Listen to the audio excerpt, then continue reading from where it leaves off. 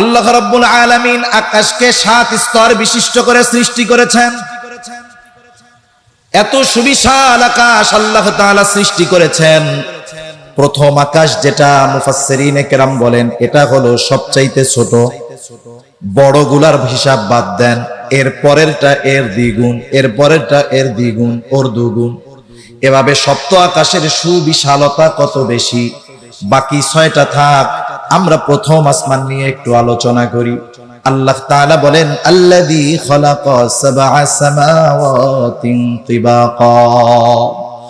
আল্লাহ রাব্বুল আলামিন 7 স্তর বিশিষ্ট আকাশ সৃষ্টি করেছেন।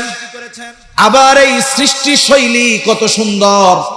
আল্লাহ তাআলা জমিনকে সুসজ্জিত করেছেন সবুজ রং দ্বারা।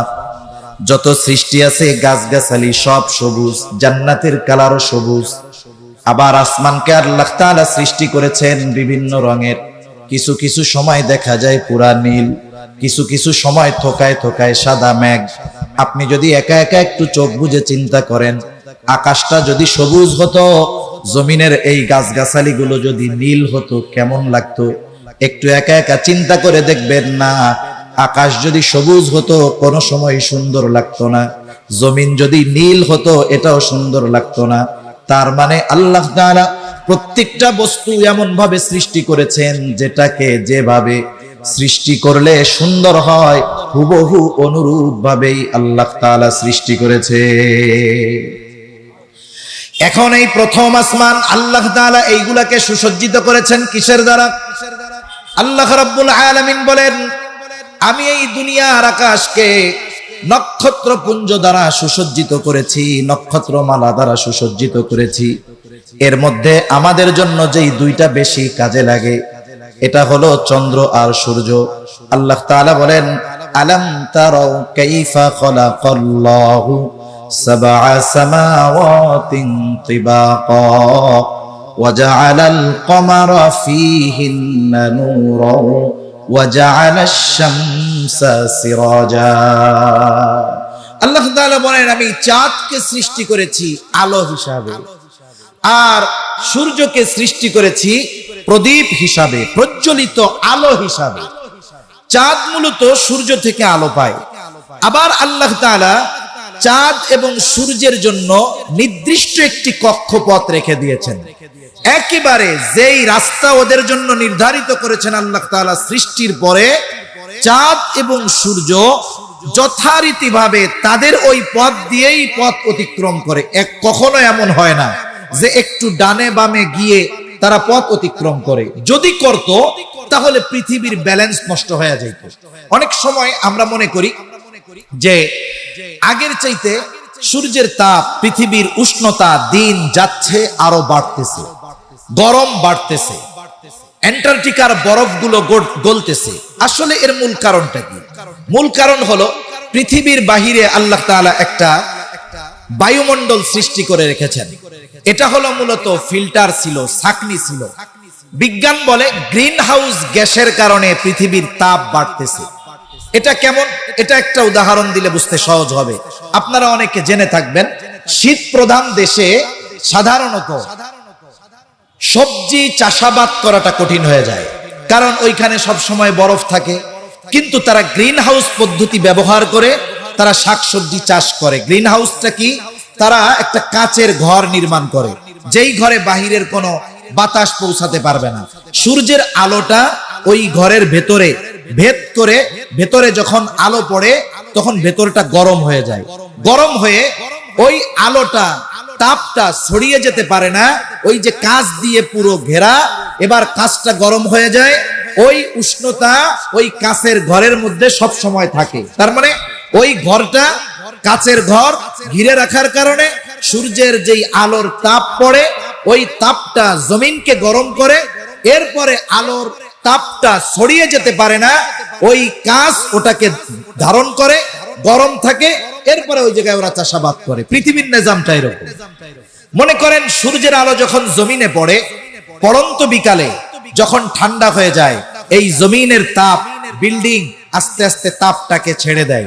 এখন তাপ ছড়ানোর জন্য সে যত বেশি জায়গা পাবে তত দ্রুত পৃথিবী ঠান্ডা হয়ে যাবে।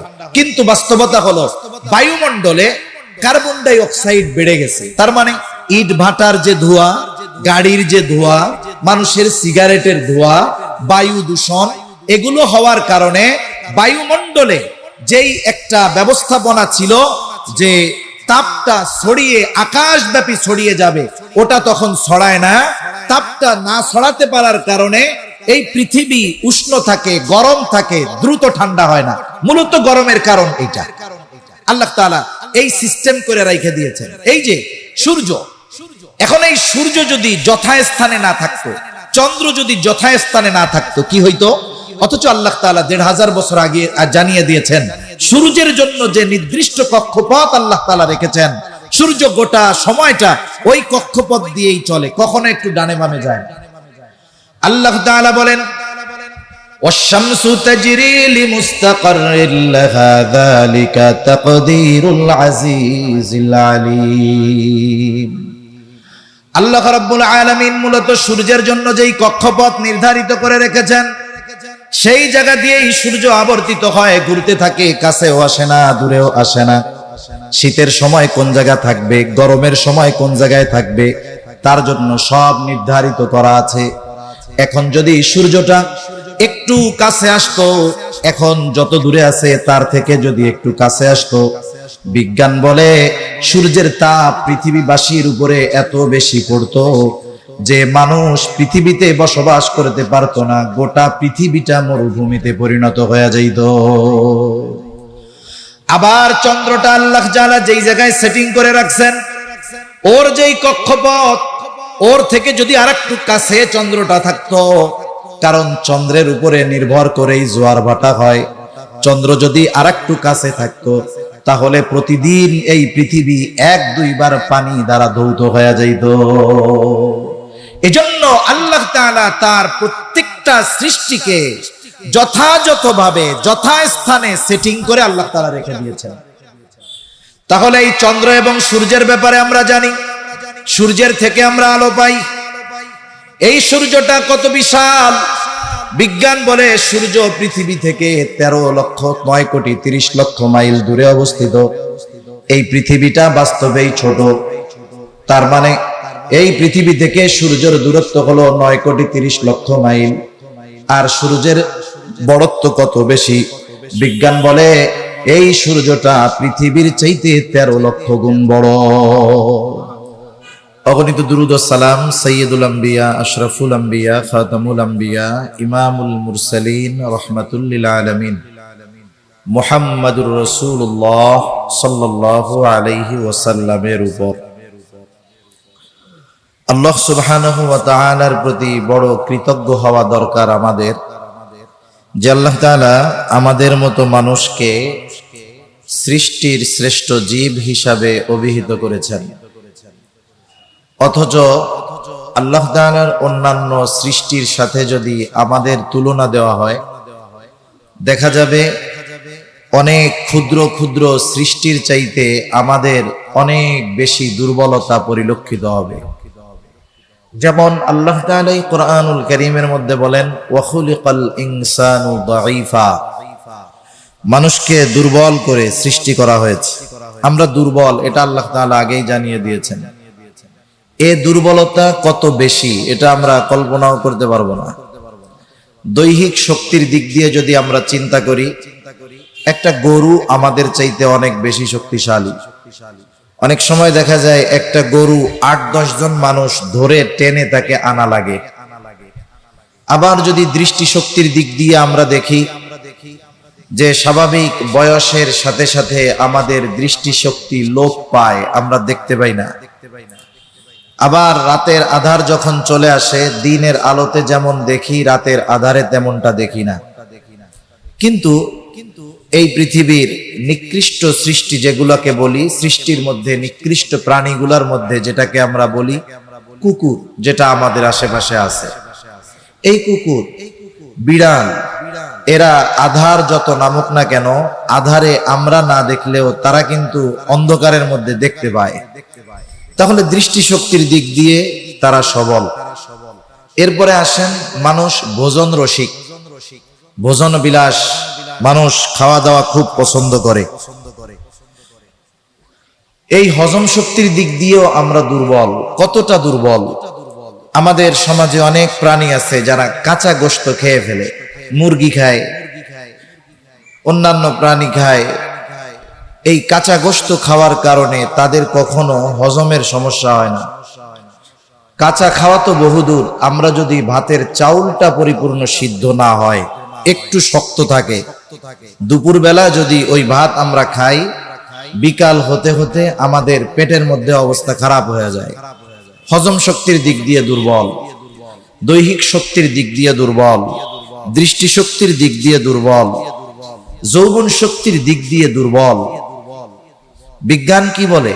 ছোট্ট একটা চড়ুই পাখি, ছোট্ট একটা চড়ুই পাখি, সে তার সঙ্গীর সাথে দৈনিক 200 বার মিলিত হতে পারে। কতবার? 200 বার। তার মানে এই দিক দিয়েও আমরা দুর্বল। এত দুর্বলতার পরেও আল্লাহ তাআলা আমাদেরকে সৃষ্টির শ্রেষ্ঠ জীব হিসাবে অভিহিত করেছেন। সাথে সাথে আমরা যেন আমাদের দুর্বলতাকে অনুধাবন করতে পারি, এজন্য আল্লাহ তাআলা বলেছেন অখুলিকাল ইনসানু দাঈফা, মানুষকে খুবই দুর্বল করে সৃষ্টি করা হয়েছে। এত দুর্বল করে আমাদের সৃষ্টি করলেন কেন? কারণ কি? আমাদের মতো দুর্বল সৃষ্টি আল্লাহ তাআলা বিনা কারণে করেন নাই। আল্লাহ তাআলা আমাদের সৃষ্টি করেছেন, এর পেছনে অবশ্যই কোনো কারণ নিহিত রয়েছে। একটা প্রবাদ আছে, ফিআলুল হাকিম লা ইয়াখলু আনিল হিকমা, মহাপ্রজ্ঞাময়ের কোন কাজ হিকমত শূন্য নয়, তথা কারণ শূন্য নয়, বেহুদা নয়। আমাদের সহ গোটা সৃষ্টি জগৎ সৃষ্টির পেছনে অবশ্যই কারণ রয়েছে। আল্লাহ তাআলা আমাদের মতো দুর্বল মানুষকে সৃষ্টি করেছেন বিনা কারণে না। আল্লাহ তাআলা একটা উদ্দেশ্য নিয়েই আমাদেরকে সৃষ্টি করেছেন। উদ্দেশ্যটা কি? আল্লাহ তাআলা কোরআনুল কারীমের মধ্যে বলেন ওয়ামা খালাকাতুল জিন্না ওয়াল ইনসা ইল্লা লিয়াবুদুন, মানুষ এবং জিনকে শুধুমাত্র আল্লাহ তাআলার ইবাদতের জন্যই সৃষ্টি করা হয়েছে। এখানে বুজুর্গানে দ্বীন উলামায়ে কেরাম বলেন, মূলত লিয়াবুদুনের জায়গায় উদ্দেশ্য হলো লিয়ারিফুন, আল্লাহ তাআলাকে চেনার জন্য সৃষ্টি করা হয়েছে। এখন আল্লাহ তাআলাকে আমরা চিনবো কেমনে? বাস্তবতা হলো, যে যাকে চিনে সে তাকে মর্যাদা দেয়, তার সম্মান অনুযায়ী তাকে সম্মান করে। আমরা যদি আল্লাহ তাআলার মারিফাত তথা আল্লাহ তাআলার পরিচয় অর্জন করতে পারি, জানতে পারি, তাহলে আমাদেরকে তার ইবাদত করার জন্য জোর করা লাগবে না। আল্লাহ তাআলার মারিফাত পরিচয় হাসিল যখন আমরা করব, অটোমেটিকলি আমরা আল্লাহ তাআলার পরিপূর্ণ আনুগত্য ও দাসত্ব আমাদের জীবনে পরিপূর্ণভাবে বাস্তবায়ন করতে আমরা সক্ষম হব। ঠিক কিনা বলেন? এখন আল্লাহ তাআলাকে চিনবো কেমনে? আল্লাহ তাআলাকে জানবো কেমনে? আল্লাহ সুবহানাহু ওয়া তাআলা তাকে জানার জন্য, চেনার জন্য, বোঝার জন্য গোটা সৃষ্টি জগতের প্রতিটা বস্তুর মধ্যে আল্লাহ তাআলার পরিচয়, আল্লাহ তাআলাকে চেনা যায়, আল্লাহ তাআলাকে জানা যায়। একটা মানুষ স্রষ্টাকে জানার জন্য স্রষ্টাকে নিয়ে ফিকির করা লাগবে না।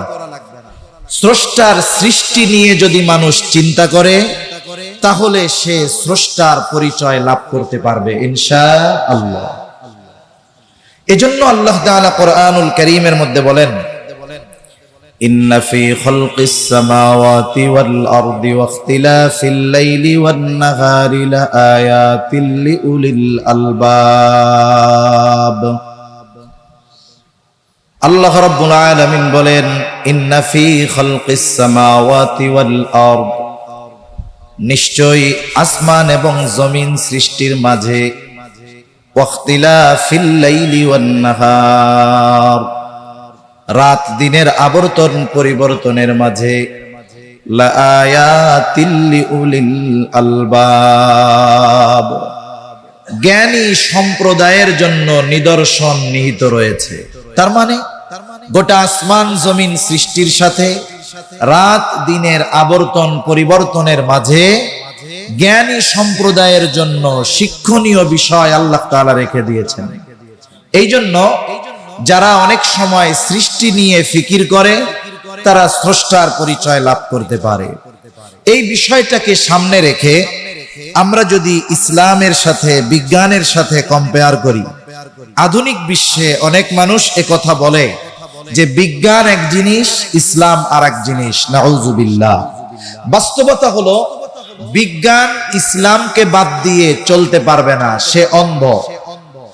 আর ইসলাম কেউ যদি বিজ্ঞান দিয়ে পরিমাপ করে তাহলে সে বিজ্ঞানের সুস্পষ্ট সমাধান এবং ইসলামকেও সে বুঝতে পারবে না।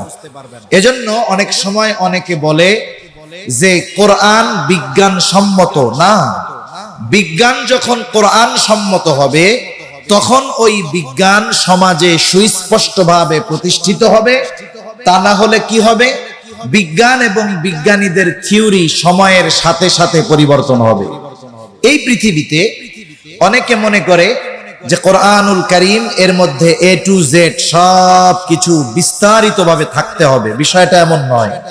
যেমন যারা জেনারেল লেখাপড়া করেন তারা এই কথা ভালো বুঝবেন যে বীজগণিতের অল্প কয়েকটা সূত্র যদি কেউ মুখস্থ করে, আলজেব্রার বীজগণিতের, তাহলে বিশাল আলজেব্রা বীজগণিতের যত অধ্যায় আছে, যত অঙ্ক আছে, অল্প কয়েকটা সূত্র যদি সে আয়ত্তে আনতে পারে, বুঝে শুনে, মুখস্থ শুধু নয়, মুখস্থের সাথে সাথে সূত্রগুলো যদি সে অনুধাবন করতে পারে, বুঝতে পারে, তাহলে বীজগণিতের সমুদ্রে সে যখন সাঁতার কাটবে সে ওখানে ডুবে যাবে না, বরং এই বীজগণিতের অন্তর্নিহিত যত রহস্য আছে সবগুলোকে সে উদ্ঘাটন করে আনতে পারবে। অনুরূপভাবে কোরআনুল কারীম সকল বিষয়ের বিস্তার ব্যাখ্যা দেয় নাই ঠিক, কিন্তু সকল বিষয়ের সূত্র কোরআনুল কারীমের মধ্যে আছে না নাই? যদি কোরআনুল কারীমের মধ্যে সৃষ্টি জগতের অন্যান্য সকল বিষয়ের সব বিষয়গুলোর বিস্তার ব্যাখ্যা দেওয়া হতো, তাহলে এই কোরআনুল কারীম এইরকম একটা ছোট্ট পাণ্ডুলিপিতে থাকতো না, বরং এটা বৃহৎ আকার ধারণ করত, যেটা মানুষের জন্য বহন করা, যেটা মানুষের জন্য পড়া, যেটা মানুষের জন্য কাছে রাখা কঠিন হয়ে যাইত। কিন্তু আল্লাহ তাআলা এই 600 পৃষ্ঠা হিফজুল কোরআন যেগুলো, এগুলোর আলোকে এই 600 পৃষ্ঠার ভিতরে গোটা সৃষ্টি জগতের সব রহস্য সূত্র আল্লাহ তাআলা রেখে দিয়েছেন। সুবহানাল্লাহ। এজন্য আমরা কোরআনকে বিজ্ঞান দিয়ে পরিমাপ করব না, কারণ বিজ্ঞানের সূত্র মাঝে মধ্যে পরিবর্তন হয়। বিজ্ঞান 100 বছর আগে একটা বিষয়ের ব্যাপারে এক কথা বলছে, দেখা যাবে 100 বছর পরে এইটার ব্যাপারে আরো 10-15টা মত পাওয়া যায়। কিন্তু কোরআনুল কারীম 1500 বছর আগে আল্লাহ তাআলা নাজিল করেছেন। 1500 বছর আগে এই কোরআন সৃষ্টি জগৎ নিয়ে যত কিছু হোক সব নিয়ে যেটা বলেছে সেটা এখন পর্যন্ত অপরিবর্তিত আছে, কিয়ামত পর্যন্ত তথা অনন্তকাল অপরিবর্তিতই থাকবে। ঠিক কিনা বলে? একটা সময় একজন বিজ্ঞানী গ্যালিলিও, সে বলছিল যে সূর্যকে প্রদক্ষিণ করে পৃথিবী, মানে পৃথিবী ঘুরে। এই সময় তার ব্যাপারে মৃত্যুদণ্ডের আদেশ দেওয়া হলো। কেন? বলে পৃথিবী যদি ঘুরে তাইলে আমরা বাঁচবো কেমনে? অথচ আজকে বিজ্ঞান বলতেছে পৃথিবী ঘুরে। কোরআনুল কারীম 1500 বছর আগে বলে রাখছে যে পৃথিবী এক জায়গায় নয়, সে ঘুরতে থাকে। এটা কোরআনের কথা আগের, কিন্তু বিজ্ঞান এই মত বারবার পরিবর্তন করেছে, বরং এই মত ওই সময়ের মানুষের সাথে ব্যতিক্রম হওয়ার কারণে শাস্তি, মৃত্যুদণ্ডও দেওয়া হয়েছে। কিন্তু কোরআনুল কারীমের কিছু বিষয় আছে যেগুলো বিজ্ঞান মেনে নিতে বাধ্য হয়েছে, এইরকম অনেক বিষয় আছে। এ নিয়ে মনে রাখতে হবে, বিজ্ঞানের সব বিষয় প্রতিষ্ঠিত নয়, কারণ কিছুদিন পর পর বিজ্ঞানীদের একটা বিষয় নিয়ে মত পরিবর্তন হয়। কিন্তু কিছু বিষয় আছে যেগুলোর ব্যাপারে বিজ্ঞান চূড়ান্ত সিদ্ধান্তে পৌঁছিয়েছে। চূড়ান্ত সিদ্ধান্তে পৌঁছানোর আগে বিজ্ঞান বারবার মত পরিবর্তন করেছে, কিন্তু বিজ্ঞান যেই বিষয়ে সুস্পষ্টভাবে একটা চূড়ান্ত সিদ্ধান্তে উপনীত হয়েছে, ওই বিষয়গুলোর ব্যাপারে কোরআনুল কারীম 1500 বছর আগে যেই সিদ্ধান্ত দিয়েছে, বিজ্ঞান যখন চূড়ান্ত সিদ্ধান্তে পৌঁছাইছে, দেখা গেল এই চূড়ান্ত সিদ্ধান্ত বিজ্ঞানীরা গবেষণা করে বের করার 1500 বছর আগেই কোরআনুল কারীম ওই বিষয়ের চূড়ান্ত ফয়সালা দিয়ে দিয়েছে। সুবহানাল্লাহ। দুই একটা কথা না বললেই নয়। একটা হলো মানুষ সৃষ্টি নিয়ে, মানুষ কিভাবে মায়ের পেটের ভিতরে পর্যায়ক্রমে একটা পরিপূর্ণ আকৃতি লাভ করে। কোরআনুল কারীম এটা ১৫০০ বছর আগেই বলে দিয়েছে। বিজ্ঞান এটা নিয়ে অনেক গবেষণা করতে করতে করতে করতে বিভিন্ন মতাদর্শের পরিবর্তন হতে হতে হতে হতে একটা সময় মানব সৃষ্টি নিয়ে বিজ্ঞান পরিপূর্ণ সিদ্ধান্তে যখন উপনীত হলো, দেখা গেল তারা যেই সিদ্ধান্তে চূড়ান্ত পর্যায়ে পৌঁছেছে ওইটা কোরআনুল কারীম আগেই বলে দিয়েছে। সুবহানাল্লাহ।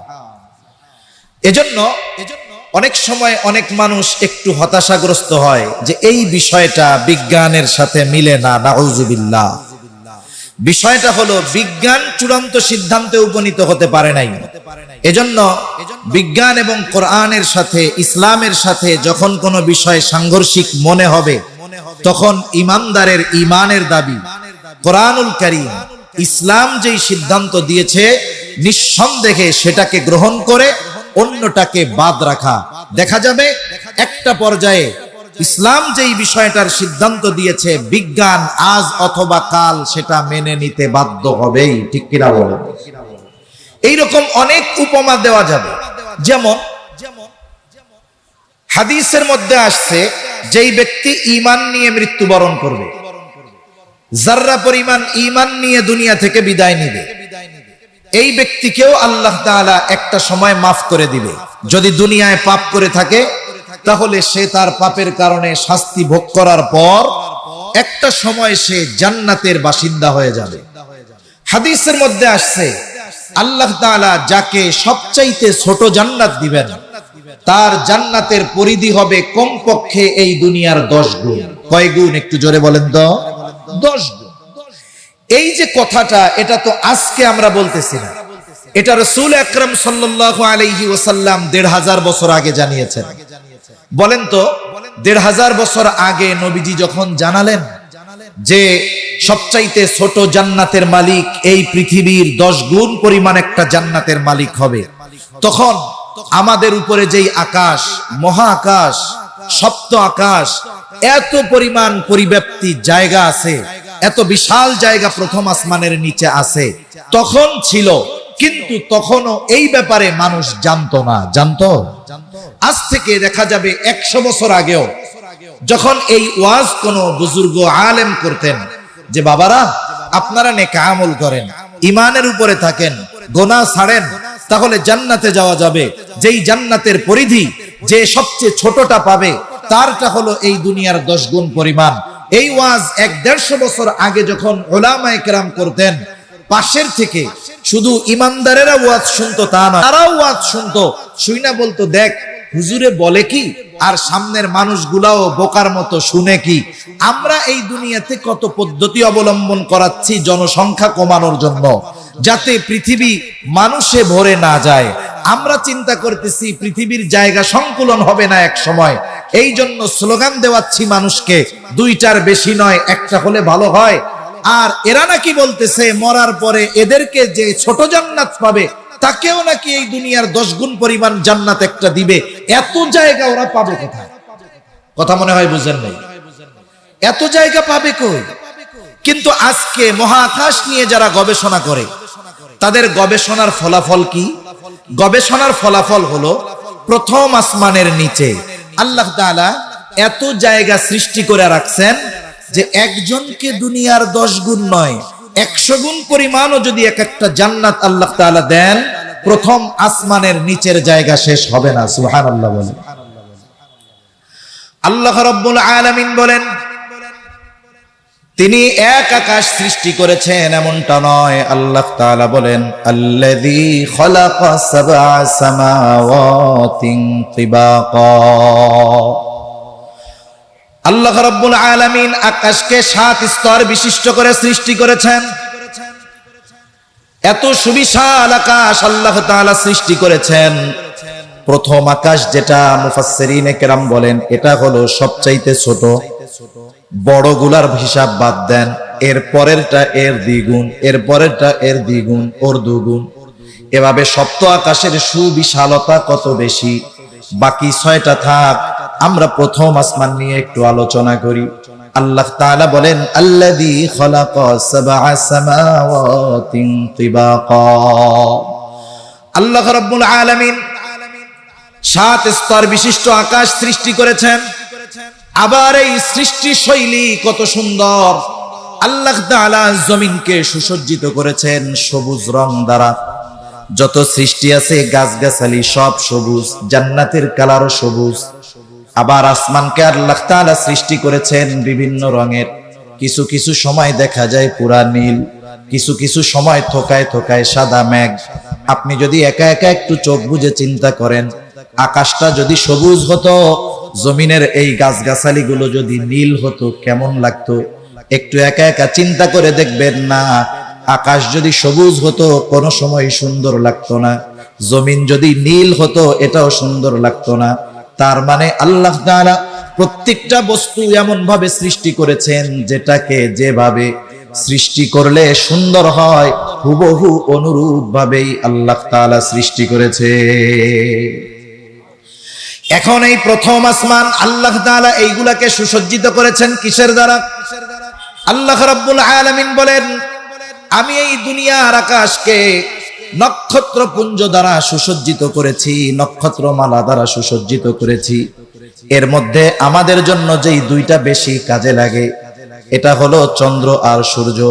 আল্লাহ তাআলা বলেন, আলাম তারাউ কাইফা খালাকাল্লাহু সাবআ সামাওয়াতিন তিবাকা ওয়া জাআলাল কমারা ফীহিন্না নূরাও ওয়া জাআলাশ শামসা সিরাজা।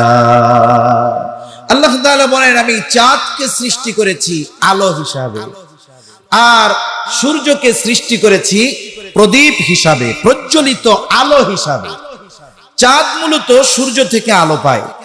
আবার আল্লাহ তাআলা চাঁদ এবং সূর্যের জন্য নির্দিষ্ট একটি কক্ষপথ রেখে দিয়েছেন। একেবারে যেই রাস্তা ওদের জন্য নির্ধারিত করেছেন আল্লাহ তাআলা সৃষ্টির পরে, চাঁদ এবং সূর্য যথারীতিভাবে তাদের ওই পথ দিয়েই পথ অতিক্রম করে। কখনো এমন হয় না যে একটু ডানে বামে গিয়ে তারা পথ অতিক্রম করে। যদি করত তাহলে পৃথিবীর ব্যালেন্স নষ্ট হয়ে যেত। অনেক সময় আমরা মনে করি যে আগের চাইতে সূর্যের তাপ, পৃথিবীর উষ্ণতা দিন যাচ্ছে আরো বাড়তেছে, গরম বাড়তেছে, অ্যান্টার্কটিকার বরফগুলো গলতেছে। আসলে এর মূল কারণটা কি? মূল কারণ হলো পৃথিবীর বাহিরে আল্লাহ তাআলা একটা বায়ুমণ্ডল সৃষ্টি করে রেখেছেন। এটা হলো মূলত ফিল্টার ছিল, ছাঁকনি ছিল। বিজ্ঞান বলে গ্রিন হাউস গ্যাসের কারণে পৃথিবীর তাপ বাড়তেছে। এটা কেমন? এটা একটা উদাহরণ দিলে বুঝতে সহজ হবে। আপনারা অনেকে জেনে থাকবেন, শীত প্রধান দেশে সাধারণত সবজি চাষাবাদ করাটা কঠিন হয়ে যায়, কারণ ওইখানে সব সময় বরফ থাকে। কিন্তু তারা গ্রিন হাউস পদ্ধতি ব্যবহার করে তারা শাকসবজি চাষ করে। গ্রিন হাউসটা কি? তারা একটা কাচের ঘর নির্মাণ করে, যেই ঘরে বাহিরের কোনো বাতাস পৌঁছাতে পারবে না। সূর্যের আলোটা ওই ঘরের ভেতরে ভেদ করে, ভেতরে যখন আলো পড়ে তখন ভেতরটা গরম হয়ে যায়। গরম হয়ে ওই আলোটা, তাপটা ছড়িয়ে যেতে পারে না। ওই যে কাঁচ দিয়ে পুরো ঘেরা, এবার কাঁচটা গরম হয়ে যায়, ওই উষ্ণতা ওই কাঁচের ঘরের মধ্যে সব সময় থাকে। তার মানে ওই ঘরটা, কাঁচের ঘর ঘিরে রাখার কারণে সূর্যের যেই আলোর তাপ পড়ে, ওই তাপটা জমিনকে গরম করে, এরপরে আলোর তাপটা ছড়িয়ে যেতে পারে না। ওই কাঁচ ওটাকে ধারণ করে, গরম থাকে, এরপরে ওই জায়গায় ওরা চাষাবাদ করে। পৃথিবীর নিজামটা এরকম। মনে করেন সূর্যের আলো যখন জমিনে পড়ে, পড়ন্ত বিকালে যখন ঠান্ডা হয়ে যায়, এই জমিনের তাপ, বিল্ডিং আস্তে আস্তে তাপটাকে ছেড়ে দেয়। এখন তাপ ছড়ানোর জন্য সে যত বেশি জায়গা পাবে তত দ্রুত পৃথিবী ঠান্ডা হয়ে যাবে। কিন্তু বাস্তবতা হলো বায়ুমণ্ডলে কার্বন ডাই অক্সাইড বেড়ে গেছে। তার মানে ইট ভাটার যে ধোঁয়া, গাড়ির যে ধোঁয়া, মানুষের সিগারেটের ধোঁয়া, বায়ু দূষণ, এগুলো হওয়ার কারণে বায়ুমণ্ডলে যেই একটা ব্যবস্থাপনা ছিল যে তাপটা ছড়িয়ে আকাশব্যাপী ছড়িয়ে যাবে, ওটা তখন ছড়ায় না। তাপটা না ছড়াতে পারার কারণে এই পৃথিবী উষ্ণ থাকে, গরম থাকে, দ্রুত ঠান্ডা হয় না। মূলত গরমের কারণ এটা।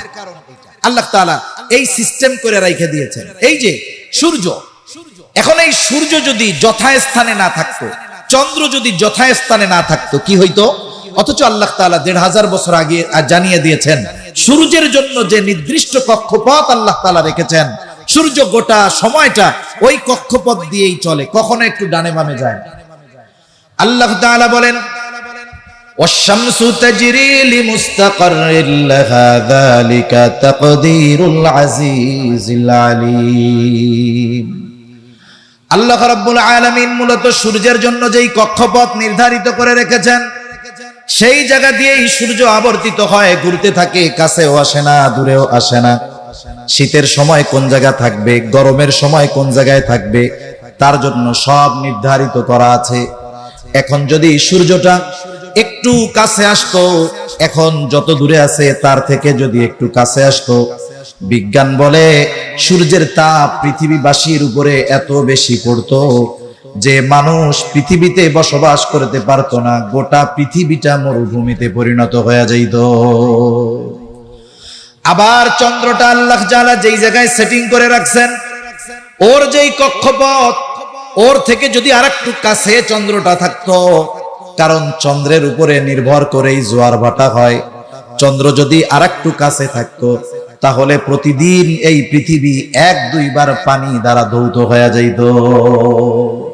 এজন্য আল্লাহ তাআলা তার প্রত্যেকটা সৃষ্টিকে যথাযথভাবে যথাস্থানে সেটিং করে আল্লাহ তাআলা রেখে দিয়েছেন।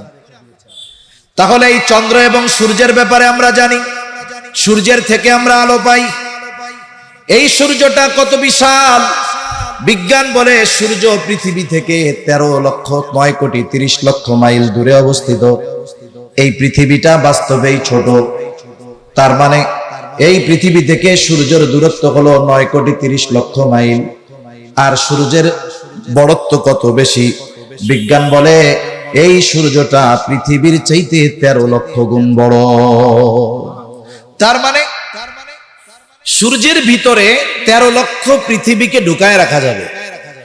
আর এই সুবিশাল সূর্যটাকে একটা ছোট্ট সিদ্ধ হাঁসের ডিমের মতো লাগার কারণ কি? দূরত্বের কারণে। অনেক বড়, কিন্তু দূরত্বের কারণে এই সুবিশাল সূর্যটাকে ছোট্ট দেখা যায়। এই সুবিশাল সূর্য থেকে পৃথিবীর দূরত্ব 9,30,00,000 মাইল। বিজ্ঞান বলে সূর্যের আলো পৃথিবীর কেন্দ্রে পৌঁছাইতে সূর্যের আলো সময় লাগে 8 মিনিট 30 বা 34 সেকেন্ড। কোন হিসাবে? বলে আলোর গতি হলো সেকেন্ডে 1,86,000 মাইল। 1,86,000 মাইল আলো প্রতি সেকেন্ডে অতিক্রম করে। এই হিসাবে সূর্যের কেন্দ্র থেকে পৃথিবীর কেন্দ্রতে সূর্যের আলো পৌঁছাইতে সময় লাগে 8.5 মিনিট। 9,30,00,000 মাইল পথ পাড়ি দিয়ে 8.5 মিনিটে সূর্যের আলো পৃথিবীতে চলে আসে। এবার আমরা রাতের বেলা যখন পরিষ্কার আকাশ, এই পরিষ্কার আকাশে মিটমিট করে তারা জ্বলতে দেখা যায়।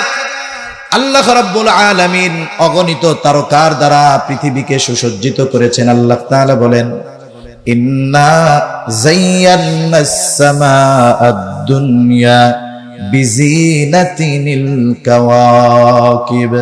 আল্লাহ রাব্বুল আলামিন বলেন, আমি নক্ষত্র পুঞ্জ দ্বারা এই পৃথিবীর আকাশকে সুসজ্জিত করেছি। এগুলো পৃথিবীর সৌন্দর্য। আকাশে যখন তারা ওঠে, তারা দেখা যায় ঝিকমিক করে, অগণিত তারকা, আসলে দেখতে অনেক সুন্দর লাগে। পৃথিবীর কত কবি যুগের পর যুগ শুধু আকাশের দিকে তাকিয়ে তাকিয়ে কত কবিতা লিখছে। আবার আল্লাহ তাআলার সৃষ্টি কত সুন্দর। আমরা অনেক সময় অনেক কৃত্রিম সৌন্দর্য দেখতে যাই, অনেক পার্কে, অনেক রিসোর্টে, অনেক সুন্দর সুন্দর জায়গায় মানুষ কৃত্রিম ভাবে সৌন্দর্য মণ্ডিত জিনিসগুলো প্রস্তুত করে, মানুষ দেখতে যায়। ওই দৃশ্যগুলো একবার দুইবার দেখার পরে আর দেখতে মন চায় না।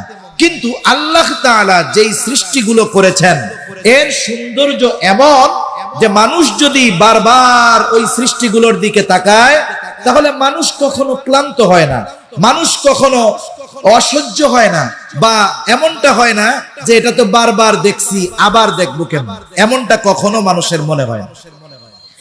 এজন্য আল্লাহ রাব্বুল আলামিন কোরআনুল কারীমের মধ্যেও বলেন, আল্লাযী খালাকা সাবআ সামাওয়াতিন তিবাকা মা তারা ফি খালকির রহমানি মিন তাফাউত ফারজি'ল বাসারা হাল তারা মিন ফুতুর সুম্মা রজি'ল বাসারা কাররাতাইনি ইয়ানকালিব ইলাইকাল বাসারু খাসিআন ওয়া হুয়া হাসীর। এই আসমানের দিকে তাকিয়ে আসমানের সৌন্দর্য দেখে কারো একটু ভালো লাগে নাই, অথবা কারো দৃষ্টি ক্লান্ত হয়ে গেছে, এমন কেউ আছেন নাকি?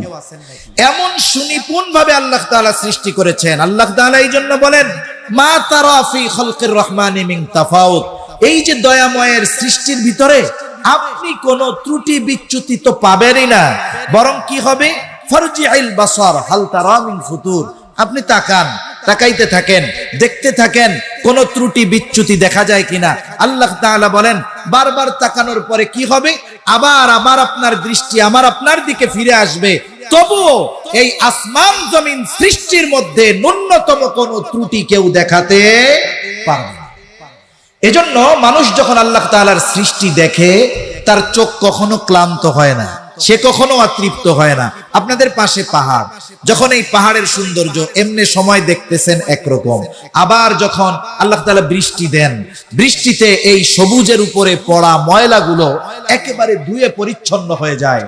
একটা নিরিবিলি পরিবেশে আপনি পাহাড়ের মধ্যে যদি বসে থাকেন, দীর্ঘ সময় ব্যাপী বসে থাকেন, সবুজের দিকে যদি আপনি তাকিয়ে থাকি, আল্লাহর কসম আমার আপনার হৃদয় কখনো ক্লান্ত হবে না, আমার আপনার চোখ কখনো ক্লান্ত হবে। নক্ষত্রপুঞ্জ এর হিসাব কেউ দিতে পারে না।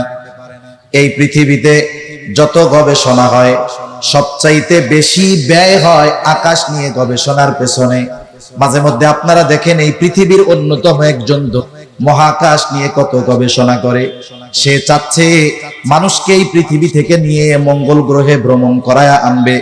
এই জন্য বিভিন্ন রকমের বাহন তৈরি করার প্রচেষ্টা করতেছে। মহাকাশ নিয়ে সবচাইতে বেশি গবেষণা করে যে সংস্থা, তাদের নাম হলো, যুগের পর যুগ তারা মহাকাশ নিয়ে গবেষণা করতেছে। প্রথমত তারা অনেক সময় আমাদেরকে অনেক আজিব আজিব খবর দেয়, নতুন নতুন গ্রহ আবিষ্কারের খবর দেয়, বলে নতুন একটা গ্রহের সন্ধান পাওয়া গেছে এত লক্ষ আলোক বর্ষ মাইল দূরে। দুনিয়ার মানুষ তখন অবাক হয়ে যায়, বিশ্বব্যাপী এক চাঞ্চল্য সৃষ্টি হয়ে যায় যে নতুন একটা গ্রহ, নতুন একটা আলম, নতুন একটা জগৎ সৃষ্টি হয়েছে। একটা জগৎ আবিষ্কার হওয়ায় আমরা কত অবাক হয়ে যাই, অথচ আল্লাহ তাআলা ১৫০০ বছর আগে কোরআনুল কারীমে এই বিশ্ববাসীকে জানিয়ে দিয়েছেন, শুনে নাও, জগৎ শুধু একটা পৃথিবী এমনটা নয়, আরো অগণিত জগৎ যিনি সৃষ্টি করলেন তিনি কে? এই অগণিত কত, আনুমানিক একটা সংখ্যা যদি মহাকাশ গবেষণা যারা করে এদেরকে দিতে বলা হয়, এর আনুমানিক হিসাব ওরা দিতে পারবে না। যদি তাদেরকে বলা হয় আকাশে তারকারাজি কত, ওরা বলতে পারবে না। আবার দেখেন 13 লক্ষ গুণ বড় সূর্যটা 9,30,00,000 মাইল দূরত্বের কারণে ছোট দেখা যায়। আকাশের মধ্যে অগণিত তারকা ছোট ছোট দেখা যায় কেন? বলে অতিরিক্ত দূরত্বের কারণে। 9,30,00,000 মাইল দূরত্বের কারণে সূর্য ছোট দেখা যায়, তার চাইতে অগণিত গুণ বেশি দূরে তারকারাজি, এটাকেও ছোট দেখা যায়।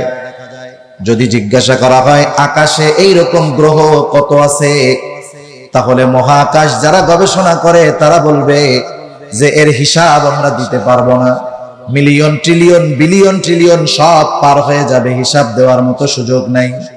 এই সুবিশাল এবং এই অগণিত তারকা সব প্রথম আসমানের নিচে। এখন এর বিশালতা কত বড়, এর বিশালতা কত বড়, বিজ্ঞান বলে এই পৃথিবী থেকে সবচাইতে কাছে যেই তারকাটা, ওই তারকাটার বিশালতা কত বড়, বলে একটা তারকা যেটা সবচাইতে ছোট, ওই তারকার ভিতরে যদি কোটি কোটি সূর্যকে ঢুকিয়ে দেওয়া হয় তবুও ওই তারকার সব জায়গায় এক সূর্য পূর্ণ করতে পারবে না, কোটি কোটি সূর্য যদি তার মধ্যে ঢুকিয়ে দেওয়া হয়।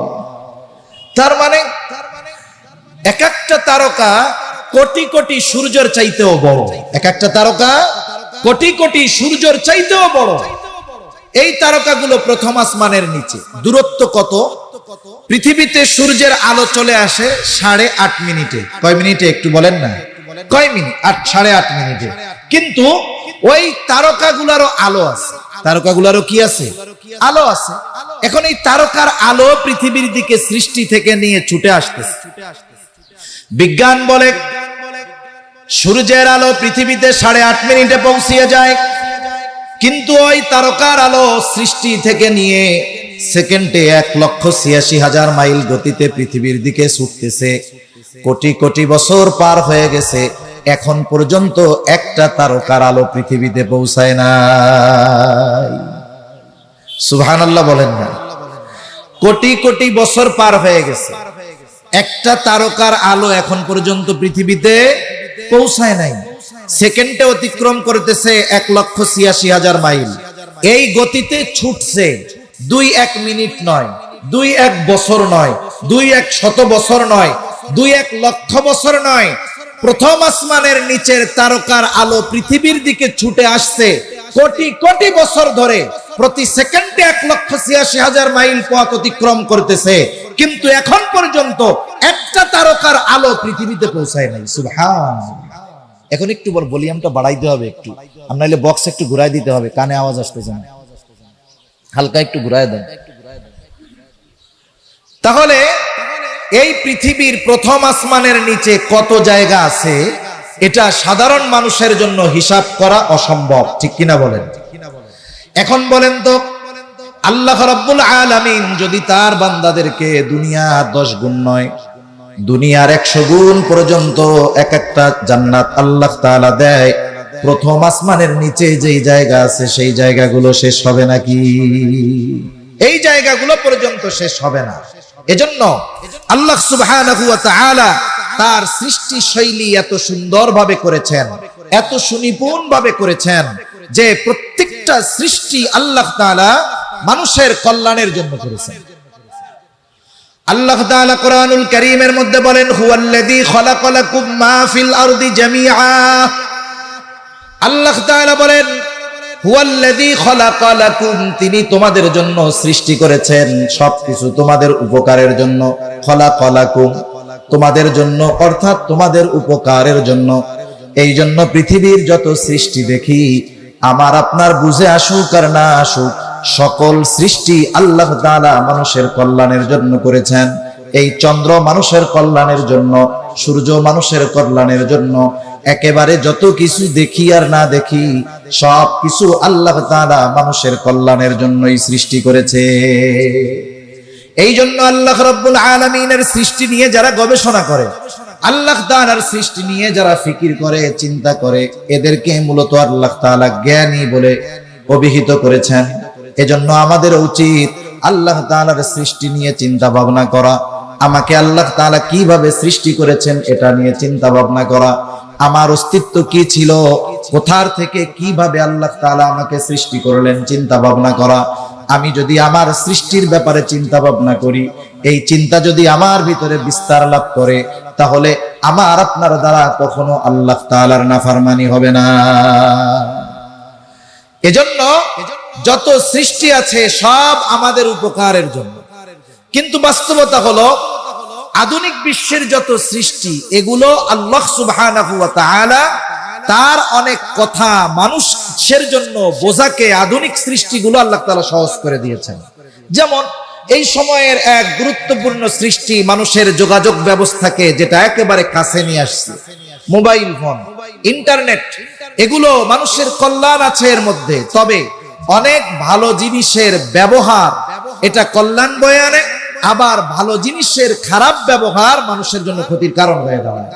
যেমন অনেক সময় আমরা একটা শব্দ শুনি যেটাকে নাম এটার নাম শোনার দরকার, এমনি না দেখলেও কমপক্ষে 5ই মের সেই কালো রাত্রিতে একেবারে নিরহ, মজলুম, নিরস্ত্র উলামা, তলাবা, সাধারণ জনতার উপরে গত ফ্যাসিস্ট এবং জালেমের দোসর যারা ছিল, তারা ছত্রভঙ্গ করতে এবং তাদেরকে হটাতে, তাদেরকে মারতে, যেই ধরনের অস্ত্রগুলো ব্যবহার করেছে এর মধ্যে একটা, এটার আওয়াজ এতটা বিকট যে সাধারণ মানুষের কাছে পড়ে মুহূর্তের ভিতরে সে তার শ্রবণ শক্তিকে হারিয়ে ফেলতে পারে।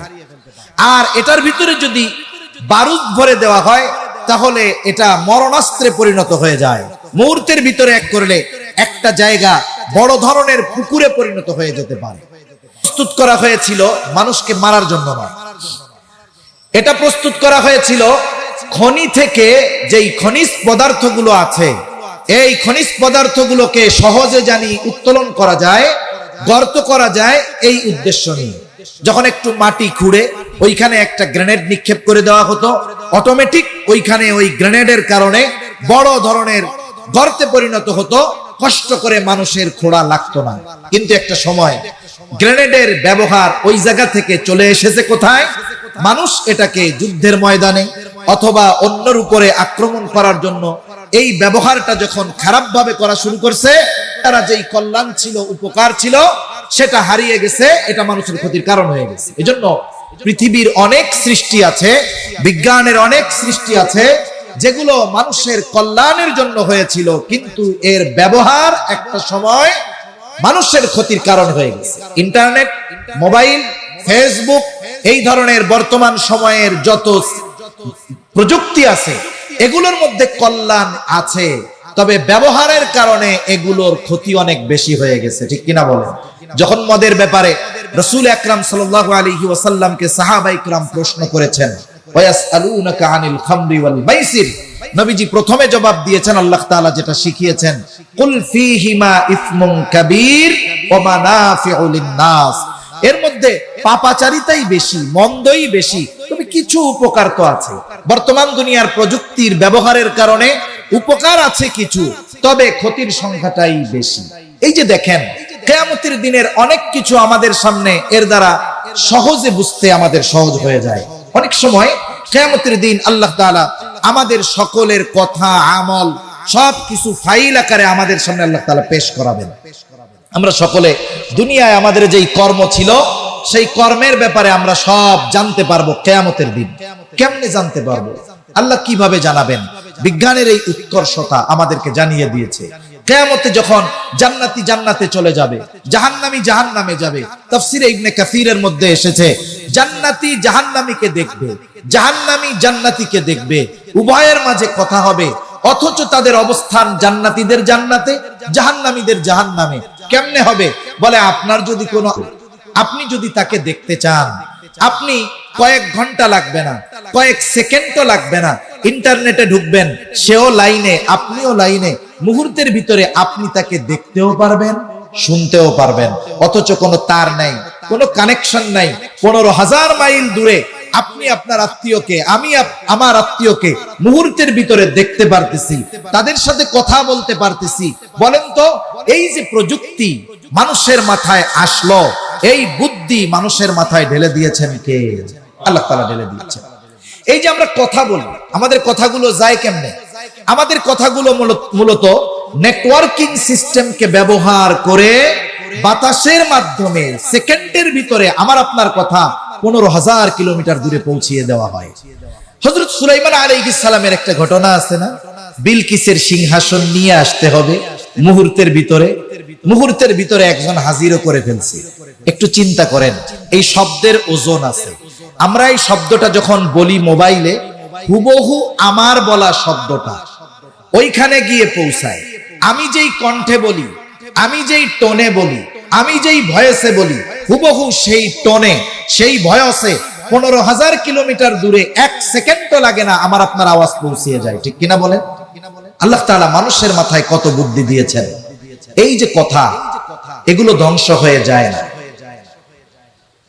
আল্লাহ রাব্বুল আলামিন কিয়ামতের দিন আমার আপনার সব কথা, সব কর্মকে সন্নিবেশিত করে আমলনামা হিসাবে আমাকে আপনাকে দিবেন।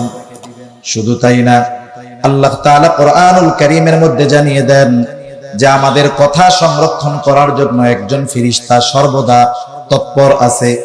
আল্লাহ তাআলা বলেন, মা ইয়ালফিযু মিন কওলিন ইল্লা লাদাইহি রাকীবুন আতীদ। আল্লাহ রাব্বুল আলামিন বলেন, মা ইয়ালফিদু মিন কাউল, মানুষ যা জবান থেকে নিক্ষেপ করে, অর্থাৎ মানুষ যেই কথাগুলো বলে, আমরা যেই কথাগুলো উচ্চারণ করি, এগুলো হারিয়ে যায় না। একজন সদা তৎপর একজন ফেরেশতা আছে, ওগুলোকে সংরক্ষণ করে। বিজ্ঞান কি বলে? বিজ্ঞান বলে মানুষ যেই কথা উচ্চারণ করে, কথাগুলো হারিয়ে যায় না। পৃথিবীর শুরু থেকে নিয়ে যত কথা এখন পর্যন্ত পৃথিবীর মধ্যে মানুষ উচ্চারণ করেছে, সব কথাগুলো বাতাসের মধ্যে ভেসে বেড়াচ্ছে। সব কথাগুলো আছে কোথায়? বাতাসে। এমনও নাকি গবেষণা চলতেছে যে এই পৃথিবীর ভয়েস গুলো থেকে, আওয়াজগুলো থেকে, পৃথিবীর অতীতে যত বড় বড় মনীষী গত হয়ে গিয়েছেন, তাদের আওয়াজ, তাদের ভয়েস, তাদের টোনকে আলাদা করে বের করার চেষ্টা করা হচ্ছে।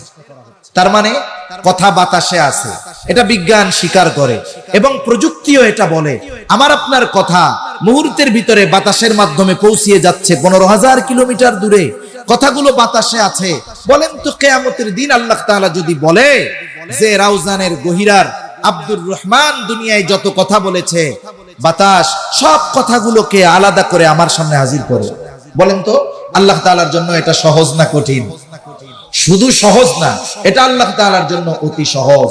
এজন্য এই ধরনের বিজ্ঞান আমাদের আখিরাত বোঝার ক্ষেত্রে অনেক সহজতা এনে দিয়েছে, কিন্তু আফসোস এটাকে আমরা গুনার আসবাব হিসাবে গ্রহণ করে ফেলেছি। ফেসবুকটাকে গুনার আসবাব হিসাবে গ্রহণ করেছি, ইন্টারনেটকে আমি আপনি গুনার আসবাব হিসাবে গ্রহণ করে ফেলেছি, মোবাইলটাকে আমি আপনি গুনার আসবাব হিসাবে গ্রহণ করে ফেলেছি। কিন্তু আমি যদি এর ব্যবহার যথাযথভাবে করতাম, তাহলে দেখা যাইতো এর দ্বারা আমি উপকৃত হতে পারতাম, আমার আখিরাত বোঝা সহজ হতো, আমার দাওয়াতের ক্ষেত্রে এই প্রযুক্তি আমি কাজে লাগাতে পারতাম। কিন্তু আফসোস, বিজ্ঞানকে আমরা যথাযথভাবে ব্যবহার করতে পারতেছি না। আরেকটা বিষয় হলো, ইসলামের সাথে বিজ্ঞানের কোনো সংঘর্ষ নাই। সম্মানিত উপস্থিতি, বিজ্ঞানের সাথে কোরআনের সাথে কোনো সংঘর্ষতা নাই। বিজ্ঞান ওইটা সর্বশেষ মানতে বাধ্য হবেই, যেটা কোরআন বলেছে, যেটা ইসলাম বলেছে মানবে, তবে আজ অথবা কাল।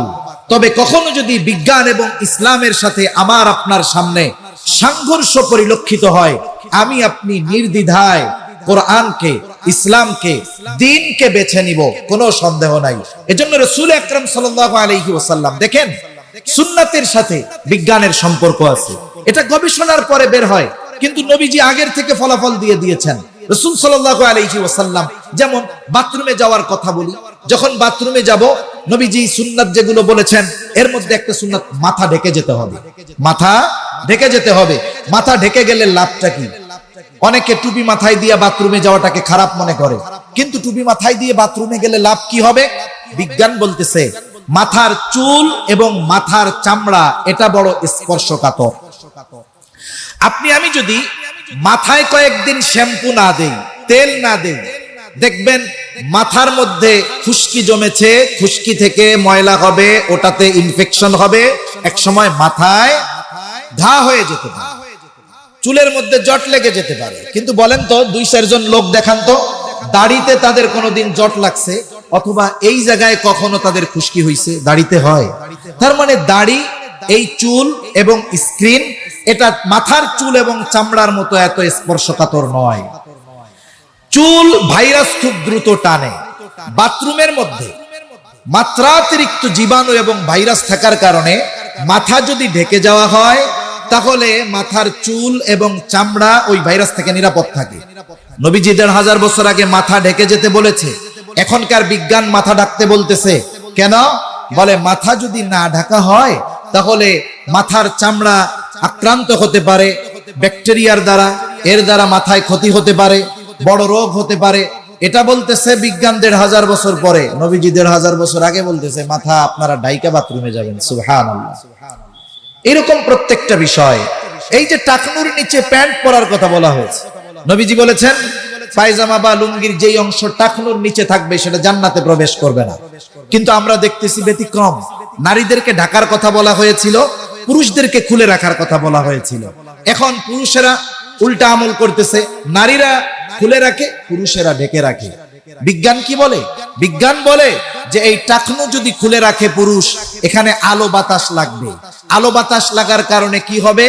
তার যে সেক্সুয়াল হরমোন আছে এটা আলো বাতাসের দ্বারা উপকৃত হবে, তার এটার দ্বারা অনেক উপকার হবে, এজন্য সে খুলে রাখবে। এটা বৈজ্ঞানিক কারণ। নবীজির সুন্নাত মানতে হবে, এটা তো আছেই, কিন্তু বিজ্ঞানকে সামনে রেখে নয়। সুন্নাতকে মানতে হবে নবীর আদেশকে সামনে রেখে, কিন্তু সুন্নাত মানলে বৈজ্ঞানিক উপকার আছে। আর মেয়েরা ঢেকে রাখবে কেন? মেয়েরা যদি ঢেকে রাখে, পুরুষের যেই না ঢাকলে ক্ষতি হতো, মেয়েরা ঢাকলে না ঢাকলে সেই ক্ষতি হবে। পুরুষ যদি খুলে রাখে যেই উপকার হতো, নারী যদি ঢেকে রাখে নারীর সেই উপকার হবে। সুবহানাল্লাহ। স্বর্ণ ব্যবহার করতে নবীজি মানা করছেন। স্বর্ণ ব্যবহার করলে কি হয়? পুরুষের অনেক ক্ষতি হয়, শারীরিক ক্ষতি হয়, অনেক ধরনের ক্ষতি হয়। কিন্তু উপরন্তু নারী যদি স্বর্ণ ব্যবহার করে, পুরুষের যেই ক্ষতিগুলো হয়, নারী স্বর্ণ ব্যবহার করলে ওই বিষয়গুলোর ব্যাপারে নারীর উপকার হয়। এজন্য কোরআনুল কারীম সহ নবীজির যত দিক নির্দেশনা আছে, একটাও বিজ্ঞানের বাইরে নয়, একটাও হিকমত শূন্য নয়, একটাও অবৈজ্ঞানিক নয়। তবে আমরা বিজ্ঞানকে সামনে রেখে দিন মানবো এমনটা নয়। আমরা আল্লাহর হুকুম পালন করব আল্লাহর সন্তুষ্টির জন্য, রাসূলের তরিকায়। এই পদ্ধতি সামনে রেখে আমরা যখন কোনো আমল করব, পারিপার্শ্বিক যেই কল্যাণগুলো আছে এগুলো আল্লাহ তাআলা অটোমেটিকলি আমাদেরকে দান করবেন। ঠিক কিনা বলেন? এজন্য সম্মানিত উপস্থিতি, আমরা আল্লাহ তাআলার সৃষ্টি নিয়ে ভাববো। আল্লাহ তাআলার সৃষ্টি নিয়ে ভাবলেই আল্লাহ তাআলার পরিচয়, স্রষ্টার পরিচয় আমরা লাভ করতে পারবো। আল্লাহ সুবহানাহু ওয়া তাআলা আমাদের কথাগুলো বুঝবার তৌফিক দান করেন। আমিন। ওয়া আখিরু দাওয়ানা আলহামদুলিল্লাহি রাব্বিল আলামিন। আসসালামু